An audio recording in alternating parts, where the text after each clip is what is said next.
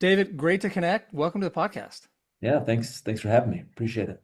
I'm grateful you would come on because, as I told you, a lot of the people I talk to, including myself, we're very much kind of maybe idea people. We spend a lot of time thinking, reading, writing, but you're actually like you're on the ground working.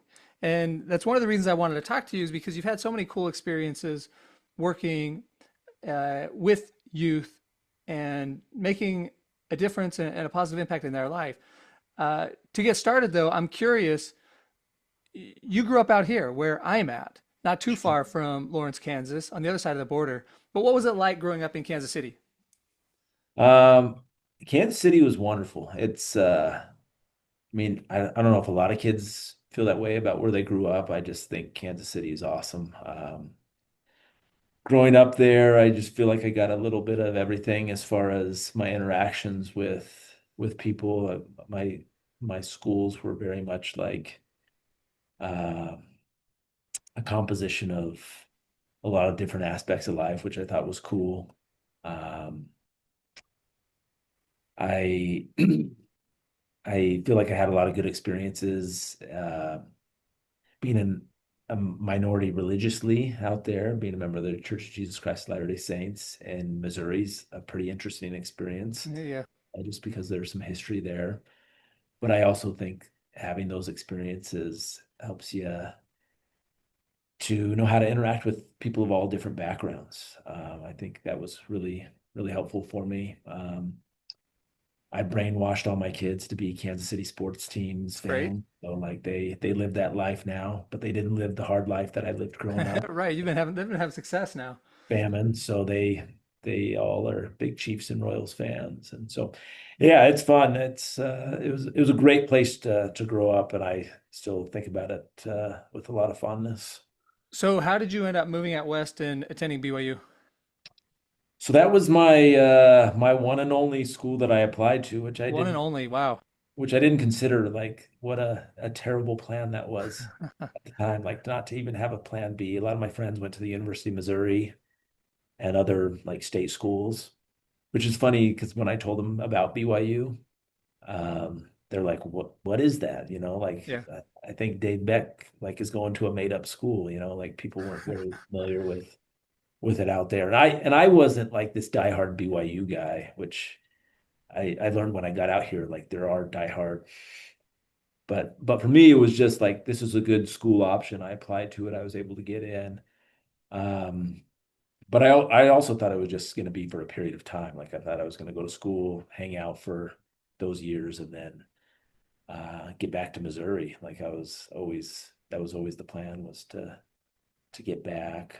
Obviously, life happens. I met my wife, did graduate school. She did law school simultaneously, so we were kind of prolonging this decision that was always the plan was like to go back to Missouri and live there. And then I don't know, you just start building a life where you are and things work out. And we're still here. And I'm not anti-Utah. I like Utah. I was anti-Utah, but now I've known to like it quite a bit. What did your wife Christine think about potentially moving to Missouri? She was open to it. I like I think in the education field, it becomes a little more difficult because you make a name for yourself and where you where you initially start out. And so I had a good reputation out here in Utah. But to go and try and apply for jobs in Missouri, you're just another applicant. And so that didn't work out. But she was open to it, and it was kind of exciting to us when we were trying to make that happened. It's funny, like I talked up Missouri so big, and then I took my wife back there, and then you're just like, maybe this isn't my hometown's not quite as impressive as I made it out to be. That we definitely had that moment too. Just curious, over time, have you started appreciating your hometown more again, or do you still feel like, No, I love it. My siblings and I got together a few years ago. We all went back, and it was fun. It's just funny how you like remember things, and you're like, oh, maybe that's not as not as accurate, but at the yeah, same time, like I still just have great feelings about it. My kids actually are begging me to take them back to Missouri this because they want to hit up Royals games. They want to go Oh yeah, to see if we can pull off a magical weekend of a Royals game and a Chiefs game. yeah. Um, so yeah, I've talked it up pretty big. Maybe they'll have the same experience my wife did of we also hit like a tornado and a crazy Midwest, like hot, humid summer day that was not good for the sales pitch. So I loved my hometown growing up, and I remember kind of having similar experience of like taking my wife there and having, moved away for 10 years and coming back. And it's like, oh, in some ways, it's not quite as cool as I remember. And then over time, I've like, I think I love it even more now than I ever did. So it's kind of interesting how memory works. Well, you get out west, then you get to BYU. And what were you thinking about in terms of degree and ultimate career? Yeah, I kind of had a couple of different tracks in mind. I had a grandpa and uncle that were FBI agents, and that was certainly an appeal to me. I explored that some, did some job shadow stuff in that way. I took one of those career exploration classes, and one of the things that came out really high was education and education administration. Hmm. Um, and that tracks just because I had really good relationships when I was in high school with my administrators. One, my principal in particular, he was just a good, fair person. He was very approachable, left a really good impact on me. I thought I was like pretty pretty cool because I was the editor of the high school newspaper, and like I just really did. I thought I was like this Bob Woodward like guy trying to like investigate things in the school, and I'd go to him and be like, "Hey, like I want to run this story," and he'd be like, "No, that's pretty off limits. We're not gonna like do this investigative piece into this personnel issue." Um, but he was always approachable about it. It was never like, "How dare you?" And I was like, "That's he's a good leader, like he is somebody that's willing to have conversations with students about issues." And so that really did leave an impact on me just because I thought if I ever did go that way, like I want to be that type of principal. So I started exploring some of the school of education options there. Talked about maybe doing the history track. Um, I ended up applying to both programs. I got it. I was on the wait list for the history teaching. It's a pretty saturated field. A lot of coaches want to go that track. I didn't want to coach. Like I just liked history, but I also explored a special education emphasis in mild moderate disabilities. That was something that I guess I didn't initially have passion about, but it was something that I explored. For one, it gets you a foot in the door. Like there are always those jobs in schools. Yeah. And so I did a couple of things. I did the or the history. I got an endorsement in history, which I kind of put that on the shelf for a minute. But then I did the special ed option. Got into school, made a good name. Sorry, let me ignore this. Made a name for myself. And once a history opening came about, I was able to apply for that in-house and get that. Um, but the special ed thing, like it just helped me see schools through a different lens that I was totally unfamiliar with. Like there is just about 12% of the student population that has an IEP, has some learning disabilities. And if you didn't grow up knowing about that, you just have no awareness that these students are out there. They need some help. They need some additional interventions to help them be successful in school. So I think that was really helpful, just forming my approach to students as well. That there's just a lot of different students out there with different learning challenges, different family backgrounds, all those things that was helpful to me.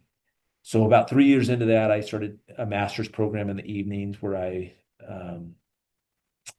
was studying educational leadership. That's what you need to become a high school administrator. So I was doing that in the evenings, teaching during the day, became the student government advisor for 5 years, which was really fun too, because then I was dealing with a whole different breed of students. Now you're with your driven students that are really sorry, I just lost the lights in here. Um, yeah, just kind of a different brand of students as well. So I really liked all of that because it just helped me see the school as this organization that serves lots of different types of students and needs instead of just like if you're a student athlete, you only see it through the student athlete Yeah. lens. If you're the drama, same thing. So it really helped me, and I think that helped form my approach to school administration because you really do need to be an advocate for all students if you want to be the principal of a school. So really interesting that 12% are on IEP, individual education plan. Is that what that stands for? Yep. And going through school, some people with disabilities are easier to spot than others, right? I mean, we could all probably think back to our schools and think of some people that maybe had a more kind of obvious disability, but in when I was in high school, I certainly wouldn't have predicted that it was, 1 in 10, 12 of Yep. every 100 that had something that was creating an extra challenge for them. So yeah, it's interesting to know the data and then see it, work with that, and realize how different and how many different needs there are throughout the school. 100%. And again, you grow up. I grew up with a good childhood, good supportive parents. I just saw schools through this really narrow lens, which wasn't bad at the time, but yeah, you just don't appreciate. And it's only grown. I mean, you have IEPs, but now you have students that there's a certainly a growing aspect of anxiety, depression, all these things that have really emerged in the last 10, 15 years with smartphones and social media. So I think that was helpful for me because you just see those challenges on a daily basis too with students, and they just don't know how to live in this world that we've created. And it's really actually I've been quite reflective on it the last little bit, like in almost a sad way, like this world we've created with all these advances in technology. Um, you just see the negative effects on a daily basis, like students that don't know how to have conversations. They don't know how to deal with the student drama that occurs in a high school setting. And so we've tried to do some things here in our school to improve on that, but it's a big problem. It is. I see it with my own kids, trying to navigate like what's the right level of limits to these devices that we have incorporated into schools. So yeah, that's the growing challenge now because like I said, I just got an email from a teacher about a student that's having a meltdown right now. And it's all like because they're not allowed to have phones in class at our school, and it's just this attachment that has been created that's a real challenge for schools right now. Interesting, like you say, a world we created, and suddenly these our children are in this world, and nobody knows how to manage this, and it's Mhm. a new challenge. We didn't have to deal with it, so it's not like we know from experience how to navigate it because yeah, it wasn't there. When we were going through. Okay, so you end up so your first job was at Pleasant Grove High, and Right. you're teaching social studies, history, government advisor. You did that for a few years, but your plan sounds like was to get into the administration side of things. So Mhm. what did you do next?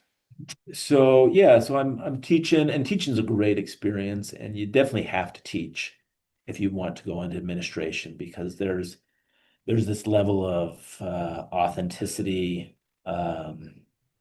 competency where you're going to be as an administrator working with teachers on their practice, on their classroom management, and if you haven't walked the walk, like Mm. there's going to be some skepticism there about does this guy really know what he's talking about, Yeah. So that needs to happen if you want to go in administration. Like you really do need to put the time in the classroom so you can see a lens that you're going to be coaching for the rest of your life. I applied for some jobs um, at the end of my master's program. I applied to a few different districts, including some Missouri districts. I end up getting an interview and things going really well up in Granite School District, which is Salt Lake City. It's a pretty interesting district because you have some really affluent schools and you have some of the toughest socioeconomic schools all in the same district. It's up in Salt Lake City, and so that's where I got my first administrative position. I worked at Cyprus High School. I was an assistant principal there for 4 years, and it was just this new world. Like I had grown up or worked in Pleasant Grove. Pleasant Grove's a great school. It's definitely like middle to middle upper class as far as the students that go there. But then I was in a totally different demographic as far as going to work in Magna, Utah. Um, Kids are kids, and I mean, in some respects, like kids are kids. You hear that a lot in education. Like you'll see a lot of the same behaviors. Mhm. They're all going through adolescence, and so they're all dealing with hormones and puberty and all of that. But in a different regard, like I went to a school that had a lot less money, a lot more challenges, a lot more diversity. Um, and that was new for me. But but it's also just become this thing that I love now is working with students from challenging backgrounds. I think the old me would have said like, hey, you come from harder circumstances, like let's change some standards here, like let's lower the bar a little bit. And that's definitely not the right approach. Um, you can have empathy or sympathy and work with them, but uh, but you still have to help them like see the potential and meet the standard. And so that's definitely a challenge because you have students that are coming from backgrounds that are hard, single parent, people that haven't graduated high school themselves, where attendance isn't emphasized. You have a lot of migrant population that sometimes it's mischaracterized, like these families don't care about education. Well, they do, they really do, but they also have a lot of other things on Mhm. their plate, and so they're just navigating a lot of things at once. I remember in graduate school, they talked about decades by findings in schools. Like we always do this comparison, like students were at this level in the 60s, this level in the 70s, and now they're at this level today. And it's always this like discouraging moment for educators. Like we're just not doing what we're supposed to be doing. But it also talks about like what's happened to the family in that time, what's happened to a lot of society's values in that time. One of these studies, it ranked like the top 10 things that affected a student's education. And the first thing that a school even had influence on was number 7 on that list. It was their classroom teacher. Huh. Items 1 through 6 were like, uh, did you get a good night of sleep?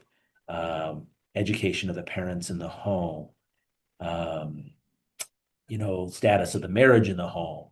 Do your parents do educational activities with you?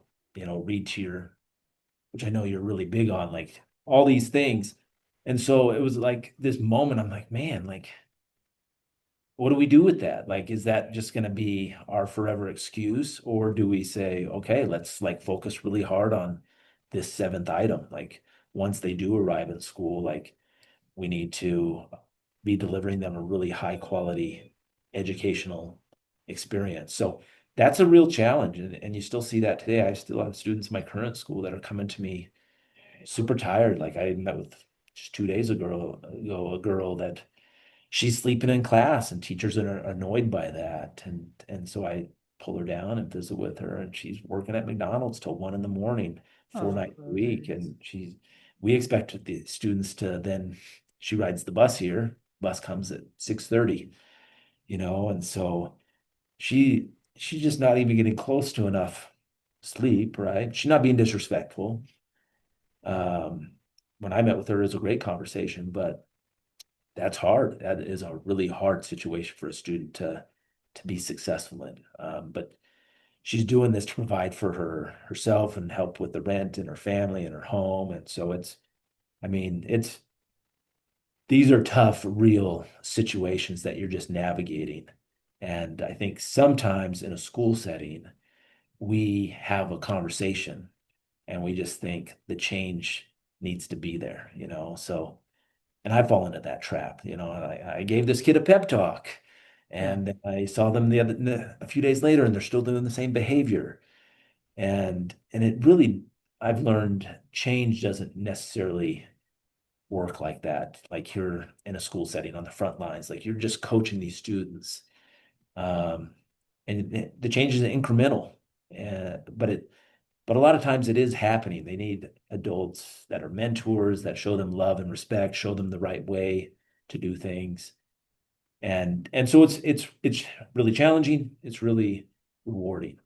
Um, but I got introduced to this world that I really wasn't familiar with when I first went to Cyprus High School. It was just like I just kind of had to change some of my who I was, my approach, and and really learn some lessons that you just come out of graduate school and you think like I got it figured out, like these philosophies are going to work, Yeah. and you really have to find some room for adjustment along the way. And Well, it's interesting because it's easy to think, oh, we just need a little pep talk and we just need to tell them what to do. And it's like no pep talk in the world is going to help that girl who's working till 1 a.m. be more sure, alert in class. yeah, yeah. I mean, there's some systemic structural things going on that are, Yeah, I talk about that even with our teachers sometimes, and we have great teachers here. They really do love students. They believe in students. All right, I keep losing this light. But um, we say there's a reason college football coaches give pep talks at halftime, like because they need to change for the next like 1.5 to 2 hours, right? Like they need, yeah, but beyond that, like a pep talk really doesn't. Nobody looks and says, "My principal yelled at me this one day." And that's the moment that I knew I needed to start. Like it really doesn't work that way. You just need the sustained intervention of love, respect, goal setting, follow up. Like I talked to that girl again yesterday. I told her, I said, in 2 days, I want to talk to you. And I just want to see if we'll give in a little bit more effort in class. Like that's the thing that's annoying your teachers. They feel like um, yeah, you're sleeping, but you're also just not responding to too much of anything. And so we had a little bit of progress. You know, when I went in there to pull her out of class, she was actually alert, working on something. And so it is this kind of incremental approach as opposed to the pep talk, which doesn't usually work when you're talking about like changing human nature, right? It takes a while for those things to take hold with a lot of students. I think that's a great lesson for all of us in all of our interactions with people. It's so easy to think based on movies, based on intuition, based on books and stories that the pep talk is what matters. And in the real world, working with people and trying to change behavior, the pep talk is basically never going to do anything in the long run, right? It's the consistent effort, Sure. support, love, mentorship that can make a difference. We had this family when I was at Granger. This student who moved to he spent the first 14 years of his life in a refugee camp in Tanzania. Um, he knew no other life than that. So imagine this kid, he's been waiting, trying to become a refugee, make it to the United States. He comes all the way here and ends up at Granger High School, uh, almost urban school, 3,400 students, massive building, like this kid who's living there and he comes here and it's just this wild world. He speaks Swahili, barely knows any English. And here he is, how do we help this student be successful? And for whatever reason, like we developed this relationship. Like every day at lunch, he'd come kind of report to me how school was going. It was these little interactions. and we became closer and closer. And I had this thought like this could be something cool for our family. And so on Sunday afternoons, a couple times a month, we'd go over to this family's house and we just spend some time. My kids with they had 6 kids in their family, this great African family. And I just walked away from that experience with this whole new appreciation and understanding for what it means to help somebody. Like, I think our philosophy in that situation is like, let's take them some money, let's take them a bunch of gifts, and that's like service. And those things are fine, they're admirable. But what this family needed was just some loving mentors to help navigate this new world, right? Like we went to the grocery store with them. They had these government benefits. They had no idea how Mm, to do yeah. it. And so we go there. We took them on some outings. We took them to parks, and you walk away. And I'm not saying this to tout the Becks. I'm saying like we walked away benefiting from this much more than I think they did. Like we had this aha, like what does it really look like to help somebody? And it's you just help guide them through some processes that you show them love and this and they responded. Like I still keep in this kid's not even a kid, he's 22 now. He's a junior at the University of Kentucky. Like he's Wow. doing remarkably well, and we just have these check-ins um, pretty periodically, or pretty regularly, I should say. But it's just that this work really is individual. Like we build these massive schools, which are probably too big, but the work needs to be individual. Sorry, I got off on a tangent there, but it really just has to be on this individual basis. That's where you're going to see the change with students. Well, apologizing for being on that tangent is a little bit like apologizing for spending so much time with that boy in Swahili. Like this, that is the point. These stories are, I think where the real value comes in. It's easy to just to say, we need to be nice and support people, but to be able to really describe what that looks like is helpful. In our school district, we've seen the rise of social emotional learning, which I didn't know anything about. I didn't experience that when I was in school.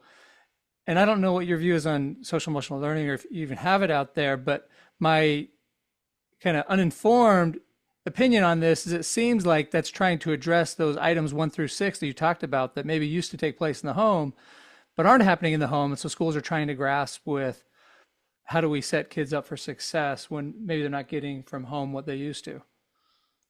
Yeah, yeah, you're right. It's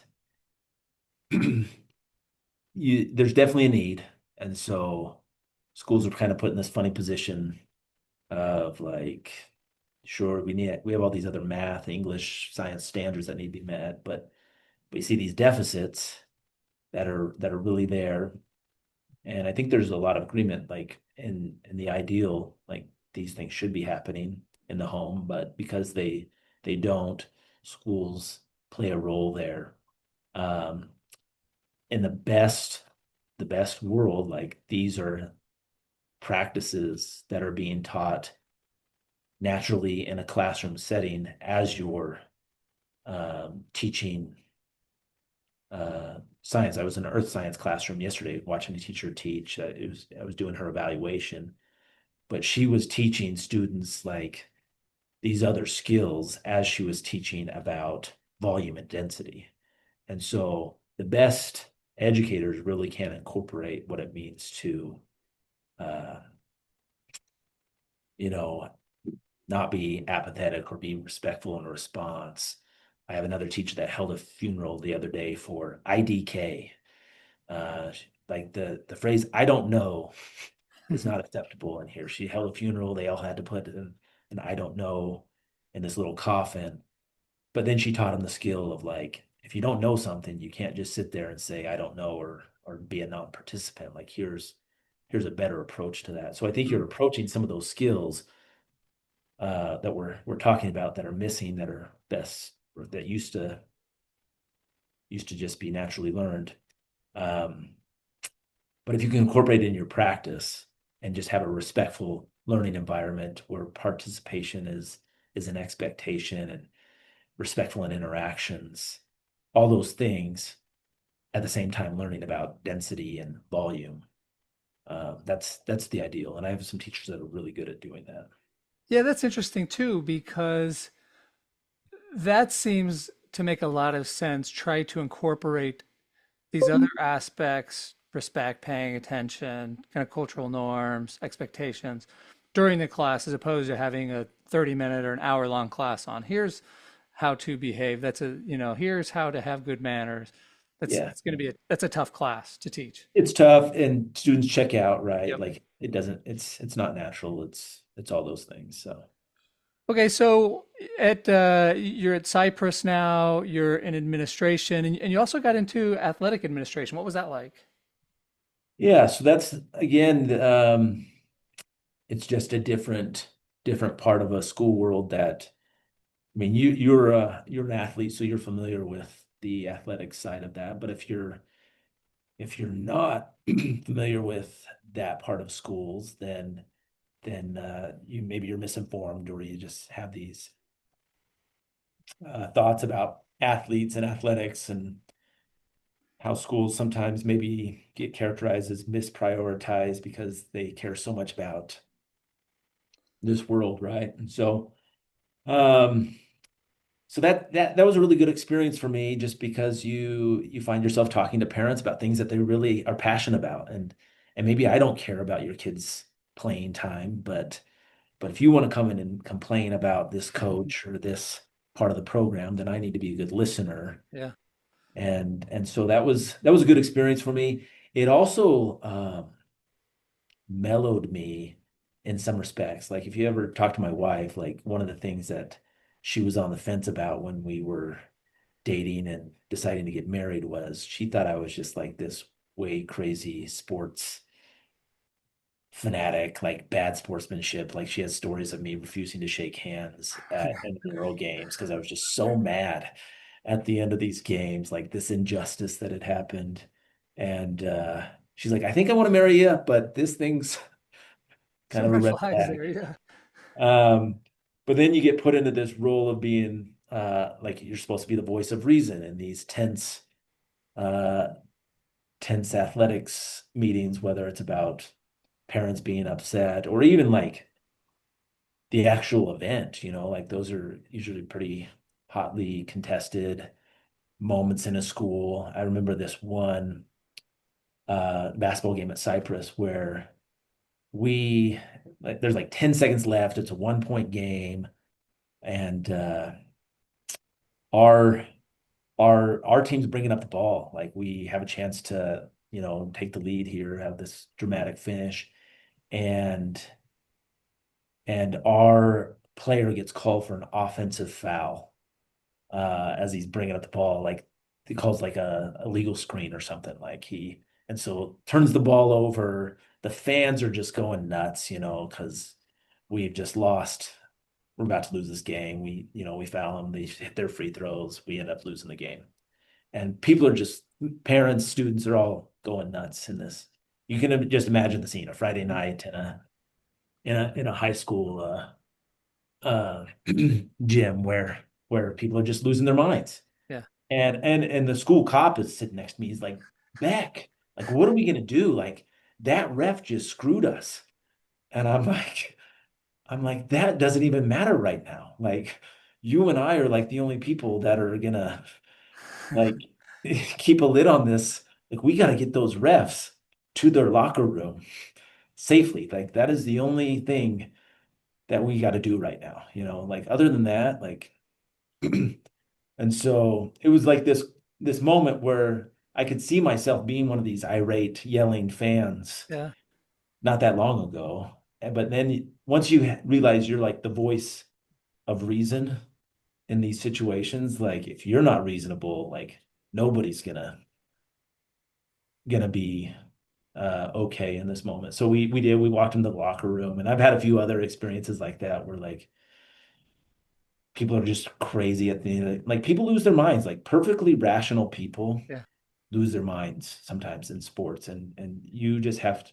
So now I've almost become boring at sporting events, like we go to a BYU game and like I'm not a yeller, I'm not this crazy fan anymore. Like I think that it's really changed me, and that's probably what you would, if you talk to my faculty around here, they would say like I'm a pretty level-headed, like in almost every situation that comes in. Like I think that that's been something that's become a strength of mine because of this experience of being the athletic administrator, where you can't join crazy. You have to like be the counter to those types of moments. I think it's cool. It gives all of us kind of hope if we've ever crossed the line or been that crazy fan and feel like we can't control it. Maybe some of us don't even want to control it, but if we just switch our frame a little bit, we imagine we're in charge, we imagine we're the parent of the ref, just Sure. a slight switch, and there's a Yeah. totally different perspective on the event. Now, high schools have a lot of sporting events. So are you going to half, a quarter, three quarters? What did that look like? Yeah, it kind of just depends. When I was at Cyprus, there was just three administrators. So, I mean, yeah. Let me uh, put that against Granger. Like Granger had six administrators. So Hmm. you have the same number of events, you just have a different divisor, right? So when I was at Cyprus, we were just going to everything, which is fun, but when you have a young family, like Yeah. it becomes less fun. And you're working all day and then you're going to Yeah, athletic yeah. events all night. So it that's the part about being a high school administrator. Like I said, people don't always realize like there really is this expectation, especially if you're the principal, like you're kind of this political figure. Like people want to see you at the choir concert, Mm. at the play, at the sporting event. And so it's busy. And if you have a lot of administrators, then you can delegate that a little bit more. For a few years there, I'd go home, pick up one of my kids, and I'm like, hey, you get to go to wrestling tonight. You get to, and that was cool. It's cool until something bad happens, and then you're like in full administrator mode. You're like, okay, I'm gonna go talk to this parent that's just been ejected from the stands. Like I have to be the one to like be like, hey, let's take a walk. And I have my 4-year-old son with me. So yeah, it's fun, but it's also taxing. And now that we have 7 kids, right? Like we're in a busy family. That's why my current school works really well for our family because it's got busy days, but we don't have any extracurricular Mm. at night now. And so it's kind of the ideal situation where I still get to work with high school students, but I don't have to, like my own kids I mean, we had like 4 different places we had to be just last night for my kids' activities. And so that for right now in life, this is a good setting for us. I can't imagine having that many responsibilities. And it's interesting compared to a time in my life where I thought nothing would be more fun than going to every sporting event. And if you have the time and availability, I think that's true, or at least it would be for me, and kind of given how much I love sports. But when you have all these other responsibilities, and you're working all day, and you've got family responsibilities, and you've got all these extracurriculars, I can only imagine just how stressful that Yeah, must have yeah. been. I remember this girls' basketball game that went into like triple overtime on a Friday night, and I'm like, I'm about to walk on the court and get a technical foul just so like somebody can shoot free throws and end this thing. Like everybody else is like, this is the best game ever. And I'm like, I haven't seen I my have to keep family. texting my wife, like, okay, it's gonna be another 20 minutes. It's gonna be Yeah. so yeah, just your lens changes quite a bit. Okay, so you were at Cyprus for a few years. How did you end up switching schools to Granger? So that was the district kind of owns you a little bit. Oh, really? So at least to a degree. And so it's funny, they put out these surveys and they say, hey, how do you like where you are? Do you want to change? And I said, I like where I am. I don't want to change. And then a short while later, they're like, hey, you're going to Granger. Really? I didn't realize that this was all done at the district level, and so the district can kind of decide where they want you. Right, right. Yeah. So which is funny. Like, why do you send a survey? Like, um, and it was nothing so much against Granger other than when Granger, if you're in Utah, you know that Granger's like this big, diverse school, a Title I school. Like it definitely had some challenges. And so to go from a school at the time that was half the enrollment and kind of just a quieter school, like yeah, it was a little intimidating and not as appealing. But anyway, that happened. So we go work at Granger, and it was a big challenge, just in a lot of different ways. If you know anything, if you know me, you know, like I don't love change. So every time I've gone to a new school, I'm always like, oh man, the first few months, I'm just like, why did I do this? And so it was hard.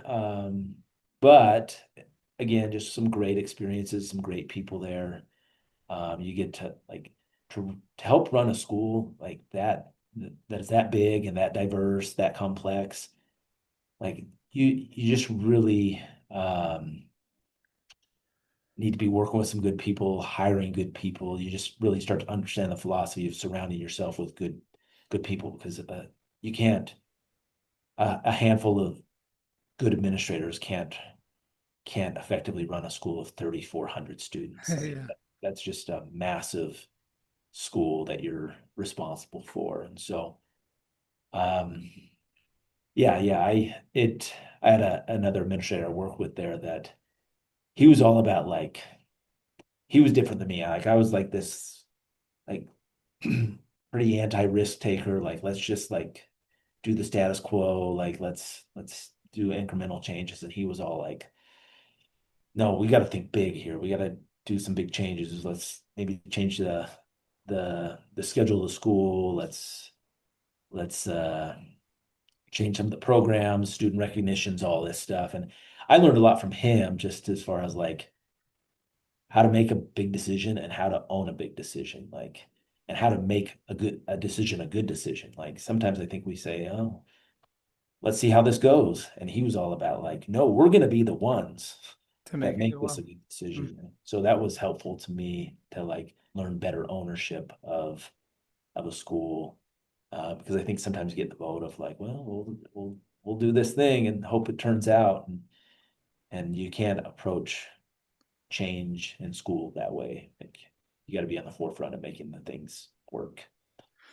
So another thing you did at Granger is you worked on the, say, school committee. So what was that like, and what sort of issues might a committee like that have to deal with?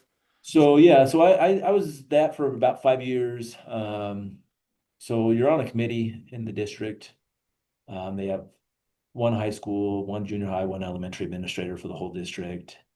And you meet in these committee meetings once a week, and it's really just you do well. There's two parts to this answer. Sorry, one is you're like kids do bad things in schools, and you're on the committee that's hearing the case and making decisions on what becomes of this student. Um, And are the students usually in these meetings with you? they are for part of it. Yeah, they come in, their parents are there.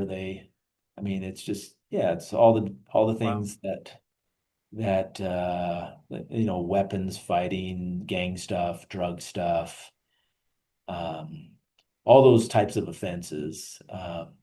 So you're kind of, I mean, so we decide the outcomes, like this student needs to go to an alternative placement for a period of time.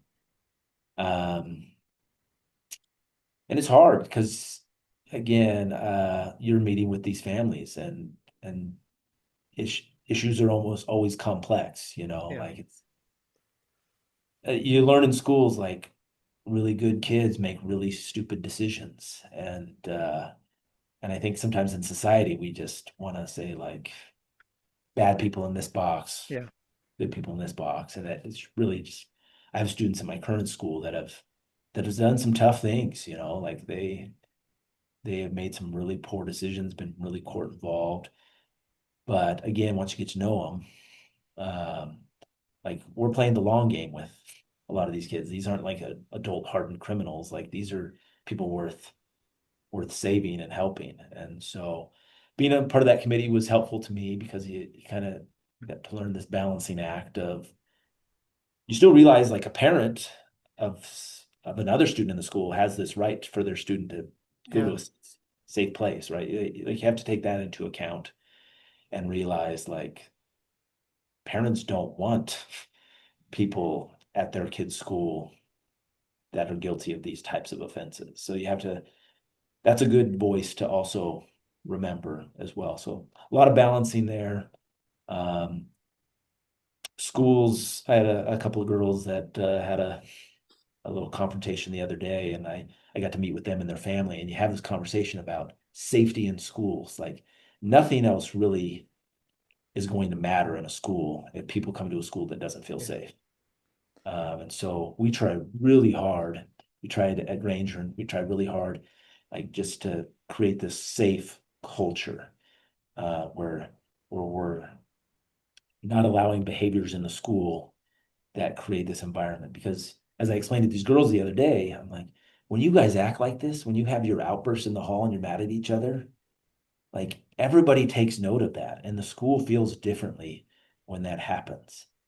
And there's an escalation there, and it's hard for somebody to then go to class and focus on learning, or maybe the story gets told at home and it's a wild version of the story, right? Like that's how stories in schools go. Like so then they're telling their parents this, and the parents are then taking this away. Like that's how schools operate, whether it's fair or unfair. Like there's this perception game that happen in schools. Hmm. And so if that sort of behavior is happening in a school setting, like parents are always getting feedback from their own students, right? It became really apparent to me that if you don't have a school that feels safe, like none of the other Nothing programs else running matters. there matters. When there are serious behavioral issues, and maybe this is kind of a dumb question or too hard to answer, how often do the students kind of figure it out versus how often do they just have to be expelled and go somewhere else? Yeah, that's a good question. Again, you meet with them. A lot of them are willing to own like that was really a dumb decision by me. Um, yeah, I mean, I there's sorry, I'm thinking of some really specific examples right now that yeah, you get to know these students and you show them love and respect, and I think you can detect like, are you willing to change? I met with a girl a couple of days ago that was involved in that incident I talked to you about, and she's removed from school for the rest of the month, okay? Because she was just making things unsafe, and we met with her. But as I met with her, it was still I had to strike this balance of like, you're getting a hard consequence and you earned it. Like, but let's also talk about your future. Like, let's talk about graduation. Let's talk about um, what you could become. And so that's the fun part of the job. And especially working at, like I said, my current school is because I get to see the before and after with a lot of these students, like some of them come having done some dumb things, but it's like sometimes I think we make it too complex. Like showing a student love and respect, learning about them, knowing their name and their interests. Like I don't talk like some of these students, they don't want me to talk like them, right? They like I don't need to try and do these cheap tricks to let them know I'm cool. Like just showing them love and respect really does Hmm. uh change change the day quite a bit. I'm thinking about this student we had a little while ago last year, and he was funny. I watched him in PE. I'm like, you're the best pickleball player in the whole class. Like, how are you such a like I knew he's a little gangster, like I knew he had been in lockup. Like, I'm like, how are you so good at pickleball? he's like, man, in lockup, like pickleball was the only sport they let us play, right? And so I got to develop this relationship with this kid that did some bad things. Like I said, like he had stolen cars, like some drug things in his background, all this stuff that's really serious, felony level offenses. But we got to have this relationship, and he saw that I was willing to respect him. And every student that comes to this school, I say like, today's day one of your fresh start. Like I don't care who you were yesterday. Like you get a fresh start today. That's a promise. I had teachers that for a while that were saying like, we need to know, we want to know what these students have done in their past. And I pushed back on that. I said, why? Like, what would it change about your approach? And I think they were asking that question in a fair way. Like, I don't, but I'm like, I'm not going to put somebody in your classroom that I feel is going to be like unsafe for the school. Like, they all come meet with me. We're going to vet that. Um, but if I put them in your classroom, I just want you to show them love, respect, teach them, teach them the curriculum, any like you would any other student. Because if we start identifying like students as like, hey, here's this little gangster kid that has this on his record, like then we're gonna treat him differently, and Yeah. it's gonna be kind of a mess. I had this other funny thing that happened last year. We got this tough kid that the district had said, hey, he's gonna come to your school, and I mean, he 2 hours into his experience here, like it was, I'm like, he's not gonna last, you know. And I had this kid that's, I know he's in a gang. He comes and talks to me privately. This other kid, he's like, Mr. Beck, this kid, he can't come here. He's like, he's like, we, some of us have been talking, like this kid's, he's not safe. And we know like the rules of the school are like, we got to keep the school safe and we want the school to stay safe. So here's this other gang member who's coming and telling me like, this kid's not going to play by the rules. And I was like, okay, we've created this safe culture here where students want this to be a safe place. And I thought that was a pretty cool moment for him to come in and be part of the school culture, Yeah. uh, wanting a safe environment. Wow, how interesting. So, well, let's talk about this new school then. So, did the district transfer you then to the new school you're at now? Um, I applied for this. The whole athletics thing that we talked about earlier was like it was a challenge. Um, and so we had kind of said if the school ever became available, I'd apply for it. And is this school in the district? It's in the district. So we have Okay. 8 big comprehensive high schools here. We have one alternative high school here. The school we have is for students that are behind on credits. And this isn't like where somebody gets expelled to or sent if they do something wrong. It's juniors and seniors that have had this moment like, I want to start, I want to make it, I want to graduate Okay. from high school. So we're small, we're between 250 and 300 students at a time, which is really nice. Like just from a relationship standpoint, you get to know your students really well. Um,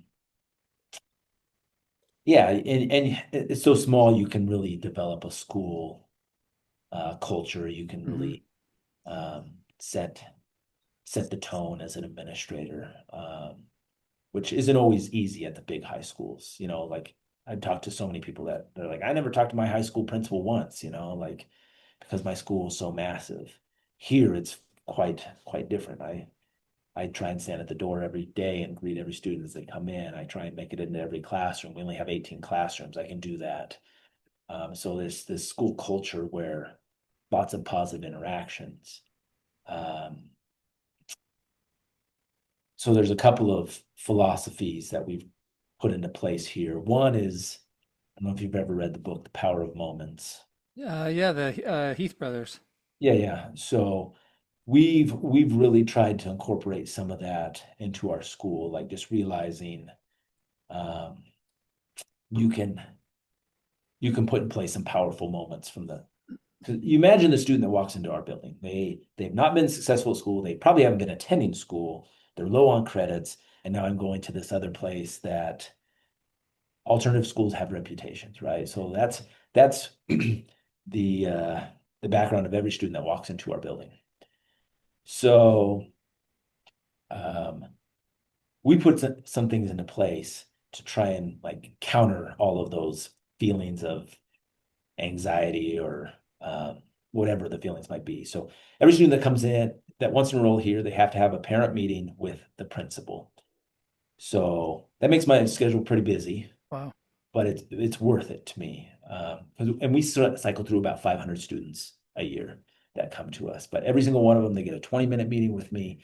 And I just try and make that the most positive meeting possible. I don't spend time on like, how come you're so deficient on credits or why were you skipping school? Like none of those things matter in that moment. I'm just trying to capture the mind and heart of this student on that day. So we talk about goals. We do a little credit math equation, and we talk about what it's going to take for them to make it. And I have my office. You can see a bunch of pictures. I just have my office just full of pictures of all of our graduates that we had last year. And I point to these during the meeting, like these students all sat where you're sitting and they made it. And so we spent 20 minutes just being really, really positive with them. Um, give them a little tour of the building, and then we have them come to an orientation. So when I first got here, we had all these dropouts. And I'm like, where like we look at the data, like where are all these dropouts? And it was students that never actually stepped foot in our building. And the reason is like it's kind of scary. So we have these principal meetings and we have this orientation. And this orientation is again really a positive experience, but a lot of it's led by our current students. So we created this student leadership team of current students that make it more believable. All the stuff that we're telling them about how great our school is and how they're going to graduate. Well, now I have 8 students that stand in front of all of our new students. We have a new student orientation every 5 weeks, usually about 40 students. And they tell their experience and they tell these students, like, here's what it takes to be successful here. And I was you, I skipped school, Oh, cool. I did all these things. And now like these students are like, okay, maybe this thing is a real possibility for me. So after we implemented these things and changed our approach, like our graduation rate just started taking off. So my first year here, we have a 16% graduation rate. A lot of that's you're being held accountable for these students that never even stepped foot in your school. Like this kid's your dropout, but you never even met him. Um, so we change some of this philosophy. We start having better relationships with all the big high schools. We say, here's the ideal type of student we want you to send to us. Ideal meaning a desire. Like, don't send us students that have no interest in like trying school. Yeah. But if they want to try, we'll take them. And anyway, we grew our percentage by 13 points the first year, so we went up to 29%. And so that was really exciting for us. And then the next year we were I'm trying to remember, it was like 37%. And then last year we went up to 47%. We're about to get our data from this year. I think it's going to be in the low 50s. Wow. Um, but it's not just like a percentage thing. 'Cause schools can cook the books. Anybody can cook the books and say like, hey, we narrowed the funnel for who gets into our Yeah. school. Yeah. Our numbers have grown. My first year here, we graduated around 70 students. Last year, we graduated 171 students. Wow. So, so all of this approach, creating these powerful moments that make these students like, okay, I want to come back to this. So we have lots of celebrations here. We have awards every 5 weeks. We do a barbecue every 5 weeks to celebrate, hey, you made it to the end of a term. We have teacher recognitions where teachers write up a student they want to recognize for that term. And we make a big deal out of that and we send it home to their families. And we make our parent teacher conferences like this really, we say, hey, we're going to feed you dinner and you're going to have a great night meeting and we have the highest participation of the district in parent teacher conferences. Wow. Um, because we've created it's this powerful moment. It's not not this moment where you're going to hear how bad your kid is. It's you're going to come see our school culture and philosophy. You're going to meet these teachers that are making a difference in your students' life. And it's actually a really fun night now to get parents in our building, and they're partners with us instead of like the parents that used to dread, like, oh gosh, I got to go Mhm. listen to seven teachers talk about why my students skipping too much or being this type of student. So it's that's a powerful moment. So like I said, we try and create all these different moments that really keep these students attached, connected to our school, and it's been really successful. Really cool to see how much leadership matters. I mean, you have your education to give you the credentials that qualify you for the job, but then through your experience and then creativity and leadership, that's what really makes a big difference and can actually move the needle on graduation rates, which of course is just translates directly to the number of lives you're impacting. Sure. Well, maybe just a couple more questions. What has surprised you the most about your time in education? Um, Kind of what I was alluding to earlier, like you go do your schooling and you watch the movies, right? Like all these things about schools, and you just think like this stuff's gonna just work, and then it doesn't sometimes, right? Like, um, and so just realizing that a few things. One, each school has its own culture, and you kind of have to spend your first year figuring that out.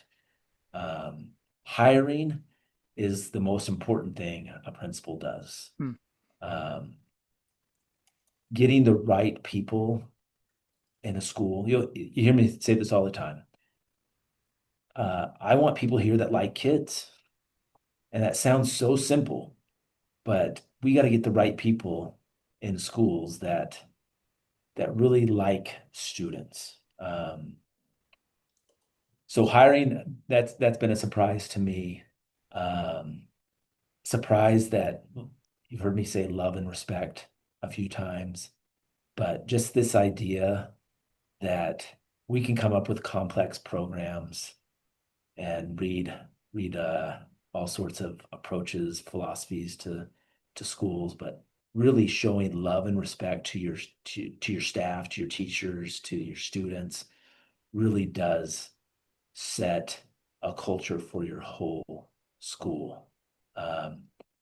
Because we've all met people in schools that are really brilliant minds, but if they're not leading with leading with love, um, doesn't matter, right? Like that school is going to struggle because so that part, um, I used to, I think I've turned more loving the longer I go on this. I think also having kids like changes Mhm. all sorts of approaches, like having received phone calls about my own oldest kid and having to go meet with them, like it just helps you see schools through a different lens. But just yeah, just understanding like we all did dumb stuff, and like just letting students know like we believe in second chances, we believe in like change and the power to change, like that's really exciting to me. Like just um I was talking to a teacher the other day, and I don't, maybe this is going off on too weird of a tangent, but Johnny Lingo. I was talking to some teacher the other day about this old story of this guy who had to purchase, I mean, in that culture, purchased a spouse with cows. Anyway, just this whole idea of like what we're doing here is we're like we're treating students like they're on this level. They may not be there yet. They're almost 100% not there yet, but we are like treating them like they are these students with a future. We're building them up into this status that they then want to achieve. Like I have a lunch every month with my student leaders, and they can tell me I buy lunch, they come and eat with me. These are students that have never been student government, never been any of that. But now they feel like, man, I'm important. I get to talk to the principal. And I said, anything's fair. You can bring any concern you want. So there's like 10 kids I eat with, and they rise to the occasion. They feel like they're pretty important. We had a visit from a congressman, and we got to go visit the governor a couple of years ago. I said, guys, we get to go, like, I'm taking you to go meet the governor. Well, these students are like showing up in their best dress, which was kind of fun, like to see what they came Yeah. up with.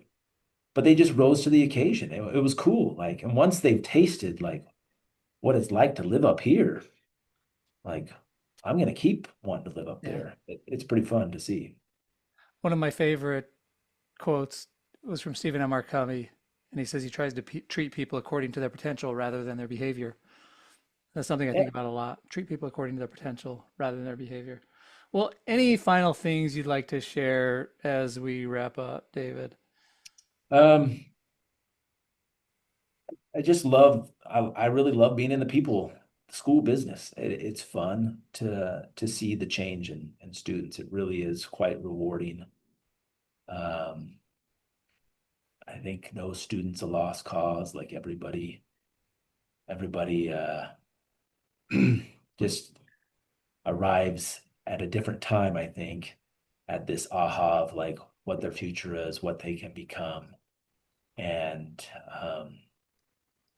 once they do, like you just need to capitalize on that moment, really build them up. And it's been, like I said, it's been so fun to see students. Our graduation is the most rewarding Mm. graduation I've ever been a part of, because you have all these families that are just, they thought, man, my student wasn't going to make it, and look what they've become now. And it's really exciting to see people change. That's the most exciting thing I think out there, is to see people change for the better when they're given the right opportunity and the right environment to do so.